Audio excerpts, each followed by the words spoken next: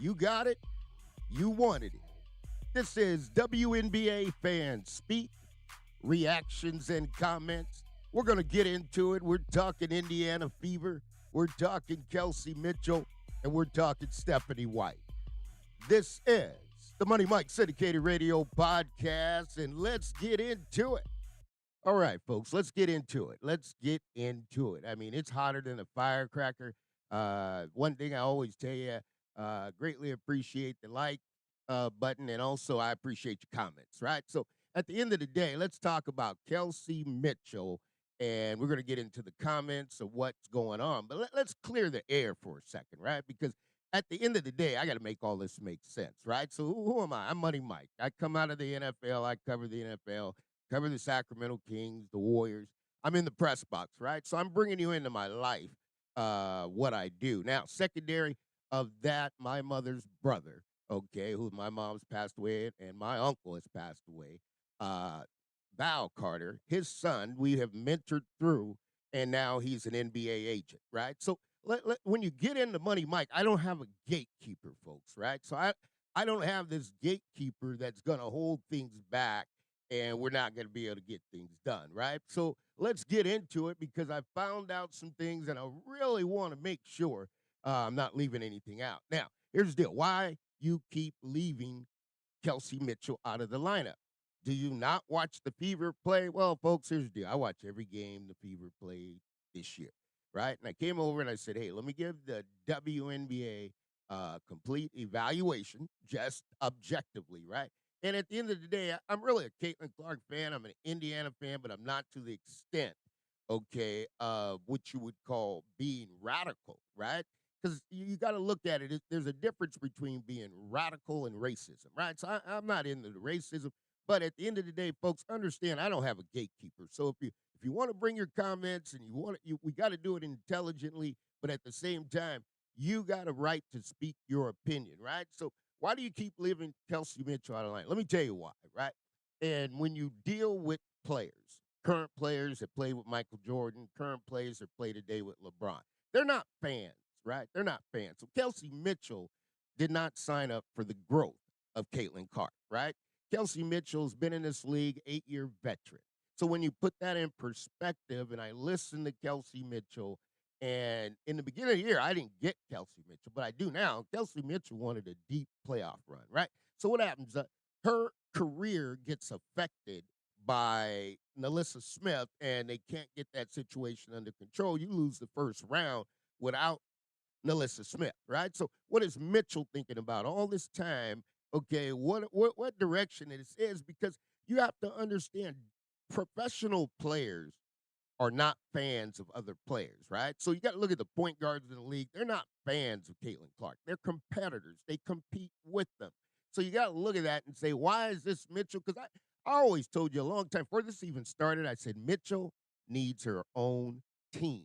That's how good Mitchell is. So we got to ask yourself, right? So here comes again. All right, Money Mike, you're a fraud. You spit out the crazy stuff. Yeah, I do, because I'm bringing you into my world, and this is how we communicate. Now, to the fan that's out there, you're not going to understand half of the things I say because it really doesn't make sense. And sometimes I think you're in a little studio getting high all the time. Okay, that's great news, right? But at the end of the day, you're not going to sit here with me and say, you got to hire on Stephanie White. Great hire. That's an Indiana hire. That's not the rest of the WNBA hire, right? And here's where it goes as to being a fan, right? And then you have the Indiana Fever, and most people want to go and say racism. Nah, they're just radical. They're radical fans, right? And I'm just not that radical. I like the Indiana Fever a lot. I really like Caitlin Clark, but I'm not a radical. So let's get into it because here's what's going to go down, and here's what you're facing. You're building this into the Indiana Fever against the WNBA. You don't want to do that, right? You don't want to do that because at the end of the day, you got to still have players come there, and you're not in one of the 5 major markets, right? You're not in Boston, okay? You're not sitting there in L.A., Chicago, Golden State, or Philadelphia, right? You're not sitting in those places of the 5 biggest markets. So now we got to look at it and say, what does the Indiana Fever have to sell? Okay, because now you got to sell players to come there, right? and every player's not going to go. So at the end of the day, you got a right to call me whatever you want, okay? Because that's your opinion. But at the end of the day, this is something that I've been involved in for a long time. I get it. I get the league. I get Adam Silver. I get Jeff Bezos at Amazon. Why they made to move. Okay, you go over there to Nike, LA. I get it. Okay, Disney, Robert. I get all the partners of what they're trying to achieve, right? But at the end of the day, you can't have the Indiana Fever versus the WNBA. That's not going to turn out good for you. I mean, I'm just speaking what I know. They didn't mention Kelsey because she's playing in China for a team that is paying $4.4 million. Half their players are overseas making more money. It should be embarrassing for the WA and the Fever. Yeah, that's 100% correct. They just don't address it because they can't afford the talent. Now, that's a great response, Micro. And here's where I'm saying it, and that really makes sense, right? Because you got the players going overseas. Why? Really? Why? Why? You're telling me that there isn't a creativity of Unrivaled, right? So that's what Unrivaled is doing. That's why I tell you Unrivaled is much bigger. And why is Unrivaled much bigger? Here's the reason why. Is because they don't have the debt load, which means that every time they could put it in 5,000 or 10,000 seat arenas, and they're going to collect all the revenue for it. And really, I'll be honest, to be paying players $76,000 or $78,000. I mean, does that really make sense? No, no. So, but Kelsey Mitchell, here's my thing that I really want to go back to that because, Micro, you got a great point there. $4.4 million, right? So, is that a player that you think Kelsey Mitchell should have her own team? That's the question, right? And nobody stopped to ask this, right? Because Kelsey Mitchell did not sign up to be a fan of Caitlin Clark, right?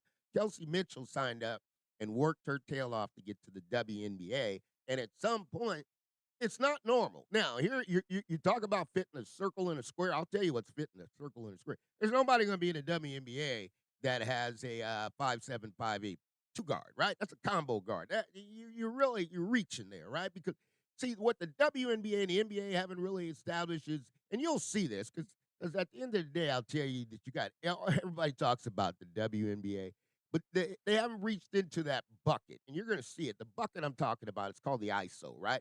Because eventually you're going to get coaches good enough to ISO you out. ISO you out means we're going to take you to the block. We're going to get you in a switch, and we're going to keep feeding that, right? That's why Chris Paul can't win a championship, right? Because when he gets to the playoffs, they ISO him, right?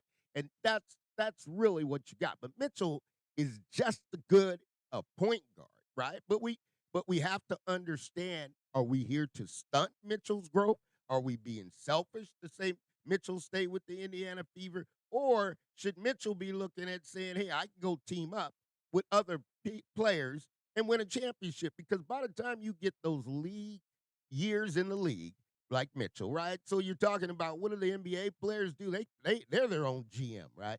So you got to look at that and say, okay, if we're paying Mitchell $4.4 million, that's not validated. That Mike, I appreciate it. I didn't validate that. That's coming off the comment. But how much value does that have?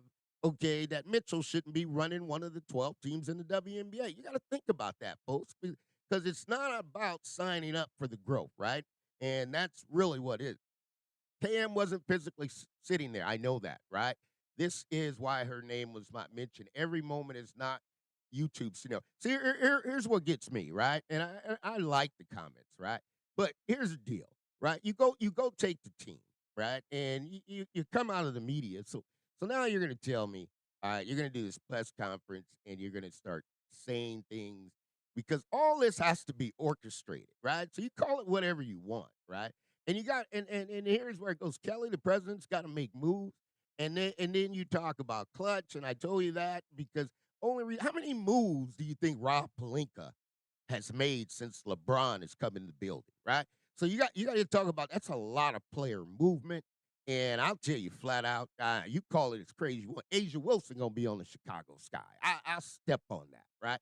Because what they do is collectively is bring their athletes together, right?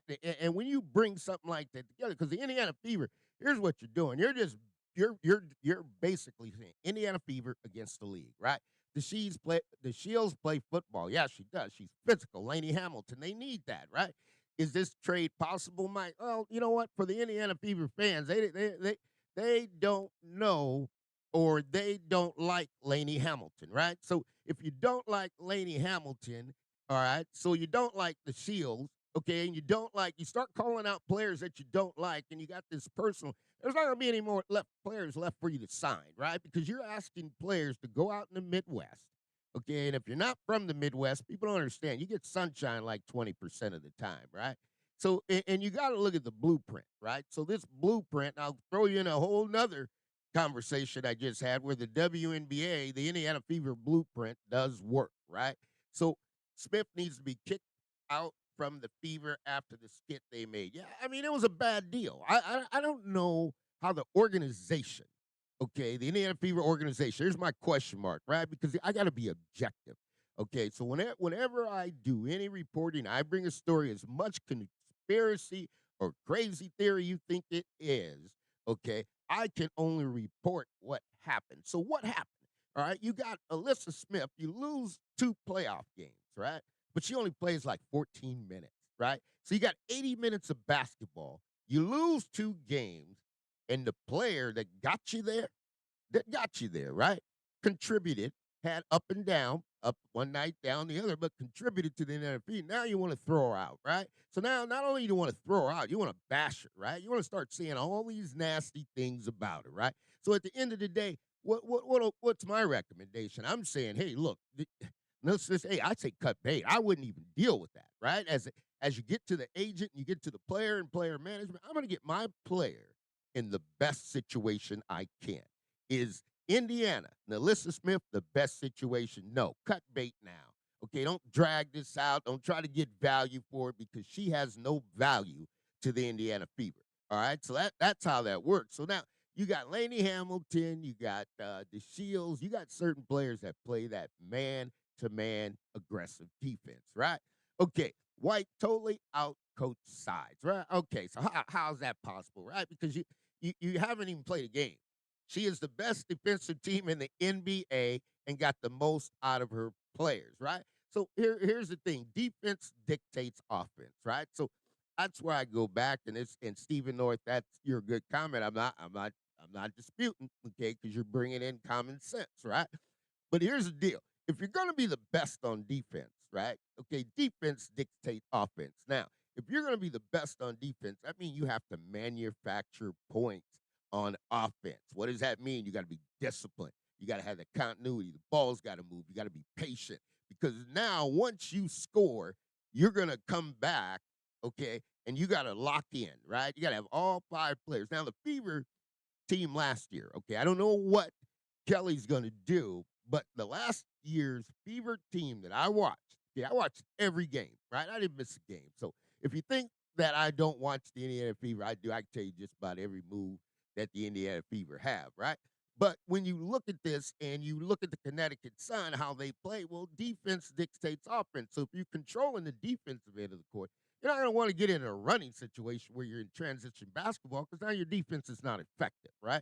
So you got to be able to manufacture points, be patient, patient, patient, get the best shot.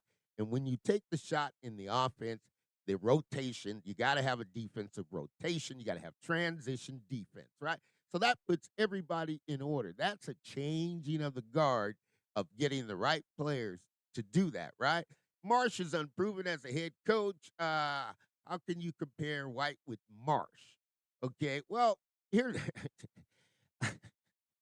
see, I always love it, man. And Steven, you had me till you got to there, right?